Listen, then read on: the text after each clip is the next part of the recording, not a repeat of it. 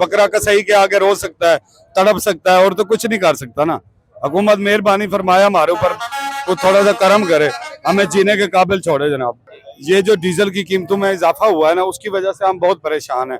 ये देखें, सवारियां, गाड़ियां टाइम पे लगी हुई हैं, मैं एज अ ड्राइवर हूँ, गाड़ियां टाइम पे लगी हैं, 2-2 घंटे हो गए, कोई पैसेंजर बैठने के लिए काबिल ही नहीं है।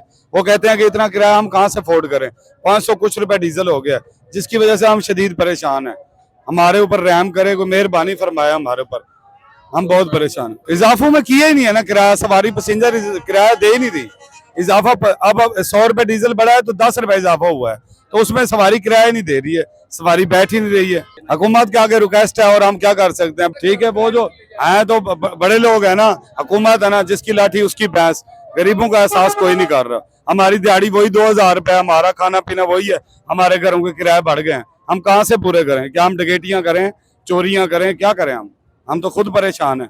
ये तो आप लोगों ने, मीडिया ने उनको सीधा रास्ता दिखाना है कि अवाम कितना तड़प रही है, कितना जलील हो रही है। क्या करें हम, कहाँ जाएं? हमारे लिए कुछ छोड़ा है?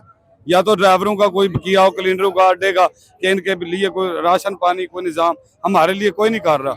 हमारा मैडम सीएम मरियम नवाज से यही गुजारिश है, हम पे इतना रहम करे कि हमारे घरों के चूल्हे जलने चाहिए।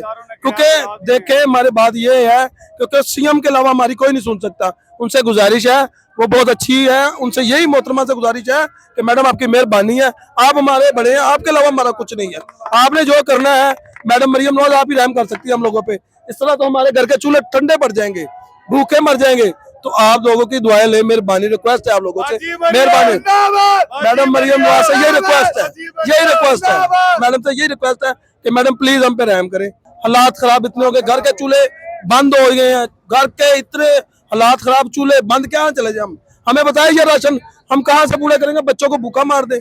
हमारे भी बच्चे हैं, स्कूल जाते हैं, ट्यूशन, अब हर चीज को जो अकेडमी वगैरह बच्चों की फीस देनी है, अब हमें बताएं हम कहाँ पे जाके दे, कहाँ से लाए? सुबह के खाने 300 रुपए दिहाड़ी है, 300 रुपए दिहाड़ी है, हमें 400, 500, 800, 900, 1000 लग जाता है। लेकिन जब हमें कुछ लबा ही नहीं, जो लबता ही नहीं, हम भूखे घर से चूल्हे कैसे चलाएंगे? आप हमें बताएं कि घर में ना गैस आती, ना बिजली आती है, हम कहाँ से चले जाएं? भाईजान, ये चीज है कि जो गरीब आदमी है वो तो मुश्किल में हो गया ना। पेट्रोल की कीमतों में आए दिन इजाफा होता रहता है, ठीक है।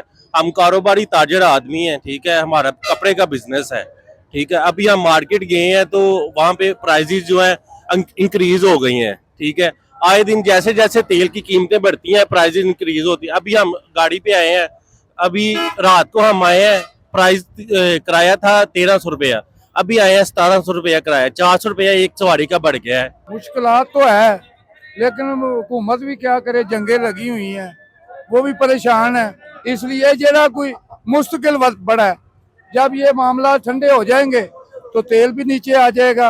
अवाम में जरा परेशान तो है ना भाई, किराए बढ़ गए हैं ये, लेकिन वक्ती तौर है, वो ये नहीं है अभी ये अभी लागू हो गया, अभी जंगे भी रुक जाएंगी तो फिर भी यही तेल रहेगा, कोई बात नहीं।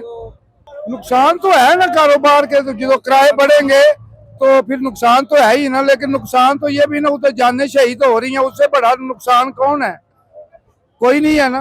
वो नुकसान असल है, ये तो पैसों का नुकसान है, वो जानों का नुकसान है। नजराने दे रहे हैं, शहीद हो रहे हैं, लेकिन वो मजबूरी है, हुकूमत की भी मजबूरी है, तेल जो बढ़ाना ये जब